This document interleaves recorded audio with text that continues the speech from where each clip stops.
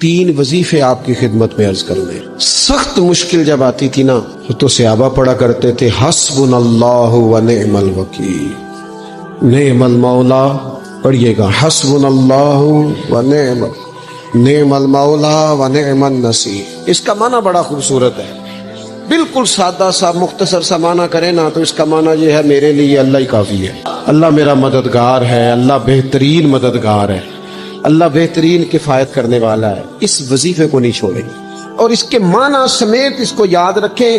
آپ محسوس کریں گے طبیعت طاقتور ہو گئی ہے، روح طاقتور ہوگی، اس کو بھولنا نہیں. اور دوسرا آپ سے عرض کرنا، اعلیٰ حضرت نا لا حول ولا قوت الا باللہ العلی العظیم پڑھنے کی بڑی فضیلت بیان کر. یہ ایسا وظیفہ ہے جو سب کو آتا ہے نا ماشاءاللہ. نبی پاک علیہ السلام نے فرمایا یہ اللہ کے عرش کے خزانوں میں سے خزانہ ہے. اعلیٰ حضرت فرماتے ہیں 99 دفعہ پڑھو لا حول ولا قوت الا باللہ العلی العظیم. فرمایا اللہ تعالیٰ تمہیں 99 بیماریوں سے شفا دے گا، اور اس میں سب سے چھوٹی بیماری ٹینشن کی بیماری ہے، سب سے چھوٹی بیماری غم کی بیماری ہے، چھوٹی، باقی بڑی بڑی ہوں گی.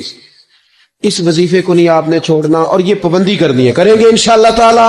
اور تیسرا وظیفہ ہے درود پاک. یہ بندہ درود پاک پڑھتا ہے تو پتہ ہوتا کیا ہے، 1 بار پڑھو تو 10 رحمتیں، 2 بار پڑھو تو 3 بار پڑھو تو 4 دفعہ پڑھو تو پھر تو چاروں جانب رحمت ہی رحمت ہو جاتی ہے. درود پاک کو کبھی نہ چھوڑو اپنی زندگی میں. آج آپ اپنے آپ سے عہد کریں کوئی رات ایسی نہ گزرے کہ درود پاک پڑھے بغیر ہمیں نیند آ جائے. یہ ذہن بنے. یہ 2 وظیفے اور تیسرا درود پاک. قرآن مجید کے ساتھ اس طرح کی دلچسپی پیدا کریں کہ جن کا ناظرہ ٹھیک نہیں ہے وہ قرآن مجید ناظرہ ٹھیک کریں، اور جن کا ناظرہ درست ہے وہ کنز الایمان لے لیں، خزائن العرفان تفسیر لے لیں، اور 1 رکوع کم از کم صبح میں 1 شام میں، اور پورا پارا پڑھیں، پھر تو لطف نصیب ہو جائے گا. تھوڑا سا نا دلچسپی پیدا کریں قرآنی علوم کے ساتھ.